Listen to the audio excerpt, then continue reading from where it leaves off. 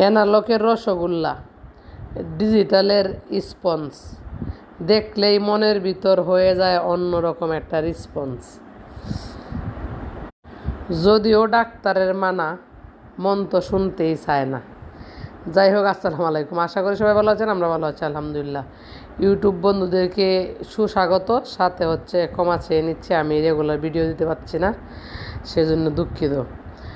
অনেক ব্যস্ত সময়, এই কারণে দিতে পারছি না। এখানে দই আর মিষ্টি, এটা ভিডিও করার কারণ এটা মুন্সিগঞ্জের দই মিষ্টি, মানে স্পঞ্জ একটা, ওখানে খুব ভালো একটা আছে কারখানা, ওখানে মিষ্টি বানায়, স্পঞ্জ মিষ্টি বানায়। তো ওখান থেকে প্রথম একদিন আনছিল 2 কেজি, তো বাসার লোকজন খেয়ে সেই লেভেলের মজা পাইছে।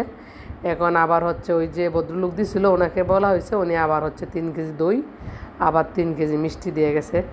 তো মিষ্টি আগে যেগুলোকে রসগোল্লা বলতাম আর কি আমরা ছোটোবেলায়, ওগুলো এখন স্পঞ্জ ডিজিটাল যুগে। তো সেই লেভেলের মজা হয়েছিল। যারা যাবেন মুন্সিগঞ্জ, এই স্পঞ্জ মিষ্টি খাবেন, সেই লেভেলের মজা। ঠিক আছে, তো এবার ছিল এই পর্যন্ত, দেখা হবে পরবর্তী ভিডিওতে।